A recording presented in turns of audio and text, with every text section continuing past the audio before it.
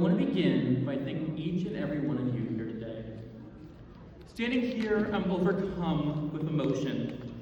It has been 727 days since Hamas launched its barbaric attack against innocent Israeli civilians. 727 days of a brutal and violent war, and 727 days of defending my right to exist on campus, of fighting anti-Semitism that lurks around every corner. My name is Jonathan Jade Steinberg. I'm a president of Hillel at UT Dallas, a public speaker, a passionate activist, and a community leader. But above all else, I am a student. I came to UTD looking for an education, wanting to help companies and individuals prevent cyber attacks, wanting to research psychology, wanting a normal college experience. Instead, just 2 months after I began, I witnessed one of the largest spikes in anti-Semitism in history. The campus had become a battleground. And that battleground was tied to one day, October 7th. For many of us, October 7th was a rupture, a turning point. On that day, our friends, our colleagues, even our professors turned to us, often their only Jewish friend, and asked us to explain the unfathomable. Hamas's brutal attack on innocent Israeli civilians, the slaughter, the kidnappings, the war that followed.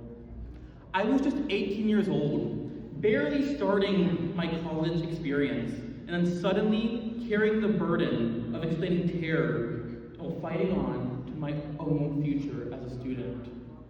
That burden weighs so heavily on so many of us here today. Let's be clear about what October 7th was.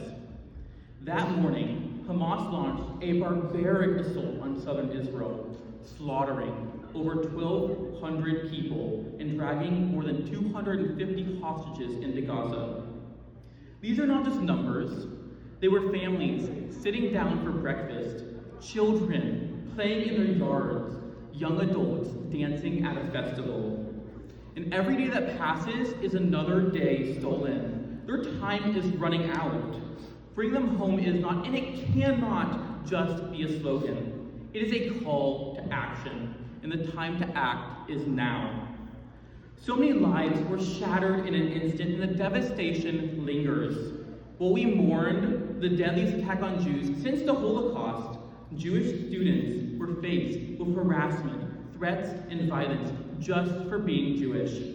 I have personally been followed, threatened with death multiple times, and harassed constantly for my identity. So to those who wish I would disappear, I have but one message. I am not going anywhere. They wanted to isolate us, but instead we organized. They wanted to silence us, but instead we grew louder. They wanted us gone, but instead we stood taller. That is Jewish resilience. We did not retreat into silence. We built coalitions with our Christian and Hindu allies. We worked with the greater Jewish community. And just a few short months ago, I joined my peers in helping Senator Creighton craft SB 2972, a revolutionary law that has transformed the Jewish college experience here in Texas. In the face of historic anti-Semitism directed against Jewish youth, we have risen up and fought back, and we're winning. Today we gather here not just to remember, but to stand in solidarity.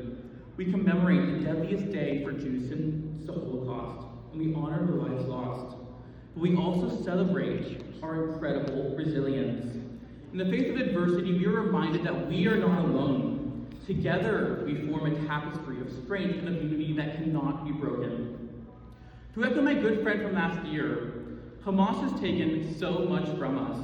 So I plead to you, I beg of you, don't let them take our humanity too.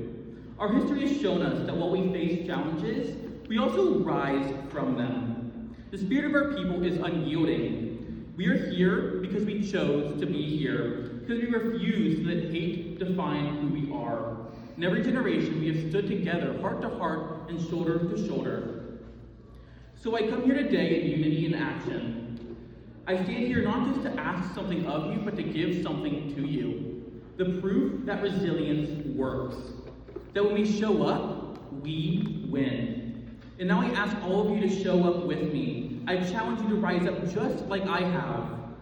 Turn to the person next to you and tell them one way you'll stand up against anti-Semitism this week, and say it loud, because when we speak it, we live it. Together we fight back, together we win. Thank you, and Am Yisrael Chai.